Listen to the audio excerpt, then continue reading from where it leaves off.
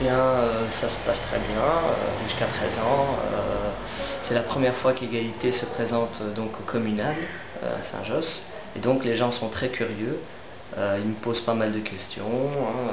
Qu'est-ce que c'est que ce mouvement, qu'est-ce qu'ils proposent comme solution, quelle idéologie vous avez. Donc c'est intéressant, et je pense que oui, la campagne se passe plutôt pas mal à Saint-Josse pour l'instant. C'est pas facile quand on est seul sur la liste, mais je pense que oui. Saint-Josse est une petite commune, donc c'est beaucoup plus simple. On va dire que, évidemment, si vous êtes seul à Schaerbeek ou à Anderlecht, là ça se complique. Mais on vit dans une petite commune, donc les choses sont beaucoup plus simples. Quand vous rencontrez la population, comment vous l'apercevez par rapport aux réalités qu'elle vit?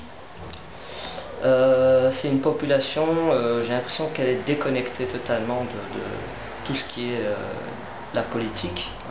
Ils se désintéressent de la politique, ils en ont marre d'ailleurs, ils me le disent ouvertement, ils s'en cachent pas. Et je pense que c'est le système qui fait que les Tonnaudois se sont désintéressés. Ils n'attendent plus rien des politiciens aujourd'hui. Donc on essaie un petit peu de leur faire prendre conscience que non, l'outil du vote c'est important, et qu'il faut qu'ils s'intéressent à la politique. Il faut qu'ils comprennent qu'ils constatent en fait les problèmes qu'il y a dans cette commune, et qu'ils apportent des solutions, parce que c'est la population qui est capable d'apporter des solutions. Les politiques doivent aller vers le peuple. Pourquoi? Parce que c'est le peuple qui leur dit voilà, il y a un problème dans ça, dans ça, dans ça, ce qu'il faudrait faire c'est ça. Et les politiques écoutent la population et apportent donc les solutions justement que propose la population. Voilà.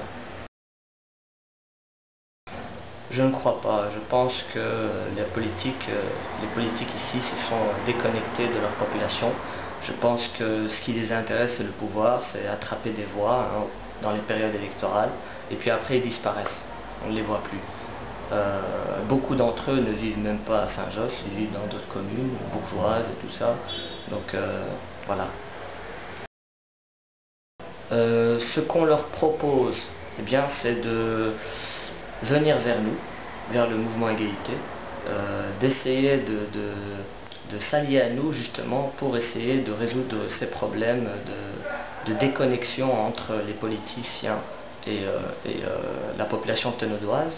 Je pense que je ne crois pas qu'on puisse faire comme ça de la politique à Saint-Josse sans prendre en compte ce que veut vraiment la population. Je pense qu'il faut travailler avec la population sur le terrain, être toute l'année avec eux, et c'est comme ça qu'on résout les problèmes à Saint-Josse. Être véritablement un vrai village, et non pas se présenter aux élections, s'afficher partout dans les commerces, et puis après disparaître, on ne vous voit plus.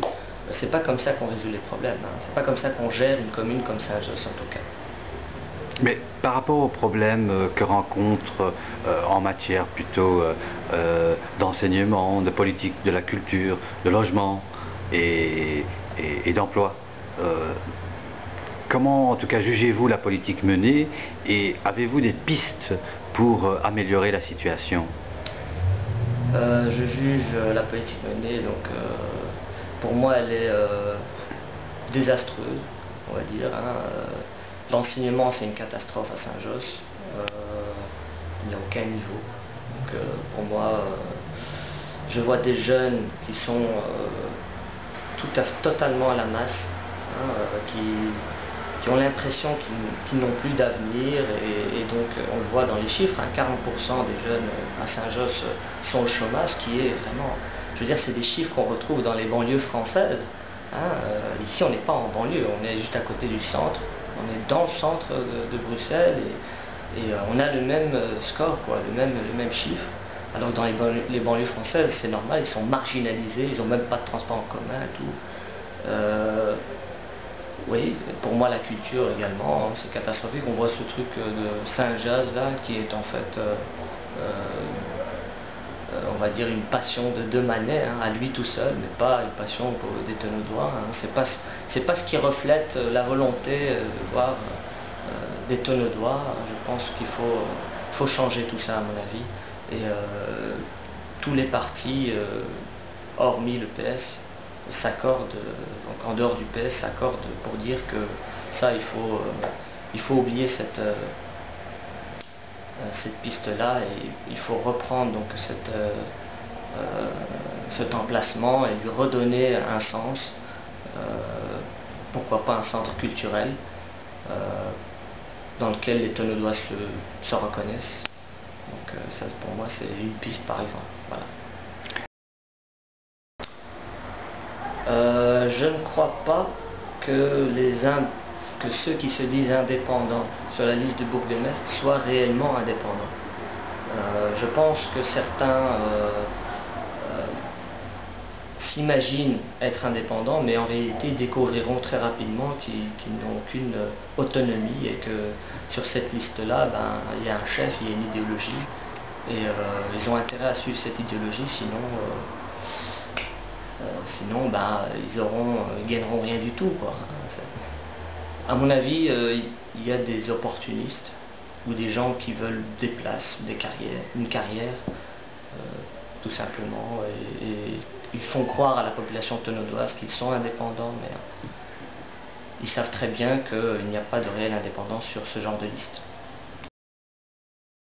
Cette question, il faut en parler au sein du parti, parce que cette question en fait n'interviendra que lorsqu'il y aura les résultats. Donc là pour l'instant on n'a pas encore débattu de ça au sein de notre parti. Je pense qu'il faut attendre le moment des résultats et après on verra. Mais en effet, moi je suis pour qu'il y ait une alternance.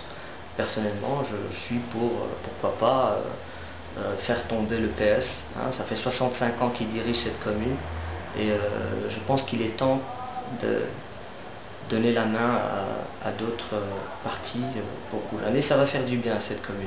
Ça va faire du bien. Ça va lui redonner un nouveau souffle. Je pense que oui, moi personnellement, je ne suis pas contre. Pour vous, Demanet bourgmestre ou Kir bourgmestre, c'est kiff bourricot?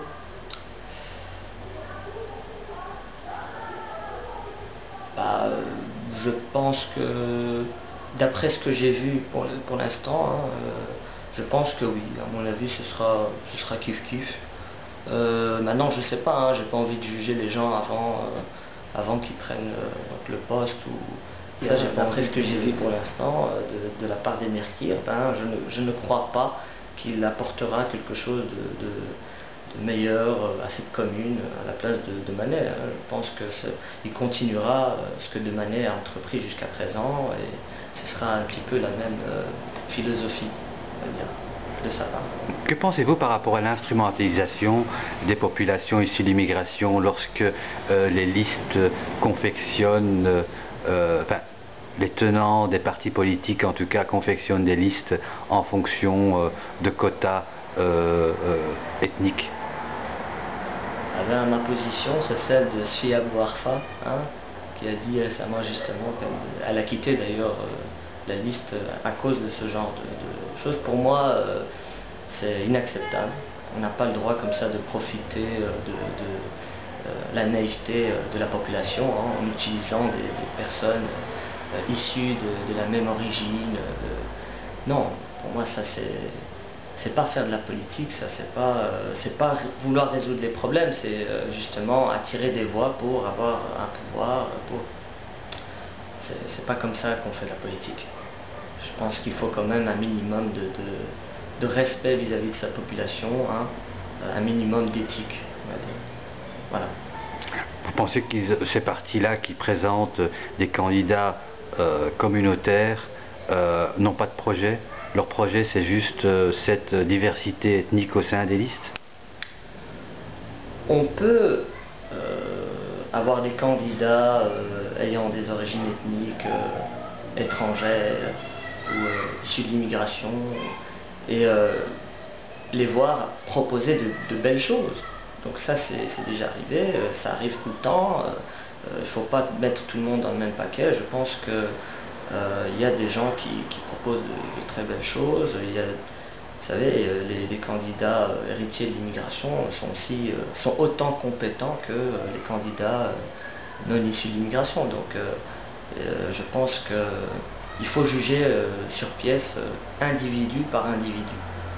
Et pas mettre tout le monde comme ça, généralisé. Je pense que même au sein des partis traditionnels, vous pouvez trouver des gens très intéressants, hein, qui proposent des choses intéressantes, mais certains ont les mains liées, hein, comme je le dis toujours. C'est vrai que beaucoup de personnes qui se trouvent sur ces listes-là, parce que généralement c'est des listes pleines, et on sait pourquoi c'est des listes pleines, hein, c'est pour gagner un maximum de voix. Eh bien, beaucoup de ces gens-là n'ont aucune conscience politique, hein, ils sont instrumentalisés, à la fin ils sont jetés comme des Kleenex, hein, comme des mouchoirs. C'est ça la réalité. Je leur dis de s'accrocher, de ne pas baisser les bras, de ne pas se désintéresser de la situation politico-sociale à Saint-Josse, et au contraire justement de s'investir dans ça. On a besoin justement de jeunes qui sont prêts à changer les choses à Saint-Josse, et moi je pense que ils sont les bienvenus au sein d'Égalité, et vos propositions sont les bienvenues, vos idées sont les bienvenues, on peut en débattre, on peut discuter. Égalité, les portes d'Égalité vous sont ouvertes, et venez me trouver si vous avez donc des idées concrètes, des idées intéressantes, et si vous en avez marre justement de tous ces partis traditionnels, et si vous êtes pour l'alternance, eh bien venez me trouver, et on élaborera un beau projet pour cette commune dans les années à venir, je vous le promets.